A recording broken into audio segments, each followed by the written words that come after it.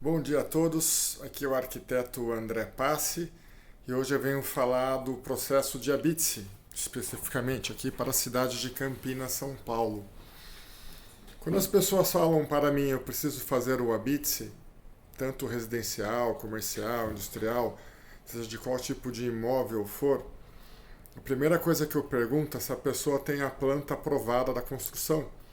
Aquela planta que quando o engenheiro, o arquiteto, eles entram lá na prefeitura e fizeram aquela planta para a construção da obra, com carimbo de aprovação e o protocolo de aprovação desse projeto, que é uma planta de prefeitura, ou vulgarmente conhecido como projeto legal, oficial, né? São várias nomenclaturas para a mesma planta, pode ser o projeto legal, planta de prefeitura e etc. E junto dessa planta vem o alvará de execução de obras. Muita gente que me procura para fazer o Habits, às vezes nem a planta tem, ou não sabe se tem, se já teve. Passaram-se 20 anos, 10 anos, 15 anos, às vezes até 2 anos. E, de uma forma geral, parece que o brasileiro não costuma ser organizado, né? E eu digo que a planta de um prédio, de uma casa, de uma edificação, tem que ser como se fosse o RG da pessoa. Ela tem que guardar num local seguro. Quando ela precisar dessa planta, desse documento, alvará de execução de obras, ele ter esse documento de fácil acesso. Às vezes demora um dia, a pessoa fala que não achou, não sabe que se tem. E quando falta essa planta, a gente tem que consultar lá na prefeitura para ver se existe uma segunda via.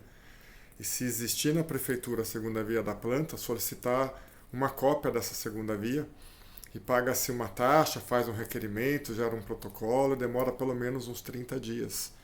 Então, geralmente, quando a pessoa liga, ela está com urgência e ela descobre que não tem a planta, demora 30 dias para ter uma segunda via, quando tem. E às vezes até do Habite, a pessoa fala, já tem um Habite, já teve o Habite dessa casa, aí você vai ver na prefeitura quando você consegue. Nesse mesmo procedimento, o Habite está defasado, porque a pessoa foi construindo a mais, foi fazendo puxadinhas, construções irregulares. E aí esse Habite não serve mais, porque você vai ter que fazer um projeto de regularização das construções clandestinas. Esse projeto tem que ser aprovado na prefeitura e demora, não é rápido, para depois de aprovado fazer entre aspas, um novo habite atualizando todas essas áreas que estavam irregulares e só pode fazer isso com a planta aprovada, a nova planta aprovada. Então, quando as pessoas me ligam para dizer que precisa de uma planta ou que é o habite, eu tenho que fazer uma série de perguntas para identificar o cenário do que esse cliente tem, essa empresa tem, esse prédio tem, essa indústria tem, para saber como que a gente vai trabalhar. E na cabeça das pessoas é alguma coisa muito simples e na verdade é bastante complexo. E são poucos engenheiros e arquitetos que entendem desses trâmites burocráticos. Eu trabalho desde 1997 já como arquiteto. Antes disso eu já trabalhava como estagiário de alguns escritórios de arquitetura e engenharia. Então eu posso dizer que eu tenho conhecimento, que eu comecei em 95, mas em 97 já como arquiteto andando com as minhas próprias pernas, eu respondendo, eu assinando, eu acompanhando de fato o que eu sou responsável. Então quando alguém tiver necessidade de regularizar alguma construção e até mesmo o ABITSE, que é o certificado de conclusão de obras, ele tem que entender que esse documento do ABITSE é importante para ele fazer a venda do imóvel, quando o banco precisa financiar para quem vai comprar, se não tiver o habite correto, inclusive a planta aprovada correta, não se financia. E quando morre alguém numa família, por exemplo, e precisa fazer um inventário, se não tiver o habite, trava tudo. Já imaginou? Por causa, às vezes, de uma casa pequena, trava todo o inventário. Às vezes é a única coisa que essa família pode ter, ou às vezes é um imóvel no meio de 100.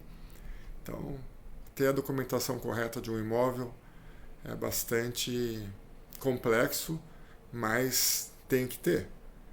Porque vai deixando, vai deixando, vai deixando, depois sobra para os herdeiros, talvez. Ou então, se no caso de uma empresa, às vezes precisa de uma certificação ambiental, um documento do bombeiro, tá tudo atrelado, tá certo? Então, eu trabalho com bombeiro, prefeitura, vigilância sanitária, CETESB, parecer técnico em Campinas da INDEC, estudo de impacto de vizinhança, relatório de impacto de trânsito, alguns documentos que o alvará de funcionamento pede. Tenho o decibelímetro aferido pelo metro, faço a medição sonora e o laudo acústico, estabelecimentos comerciais que têm essa necessidade. E o LTA, o laudo técnico de avaliação da vigilância sanitária, o LTA faço também. para depois, quando a empresa precisa ter a licença inicial da vigilância sanitária, precisa do LTA. Qualquer dúvida, eu estou por aqui. André Passi, arquiteto de Campinas. Um grande abraço para vocês. Os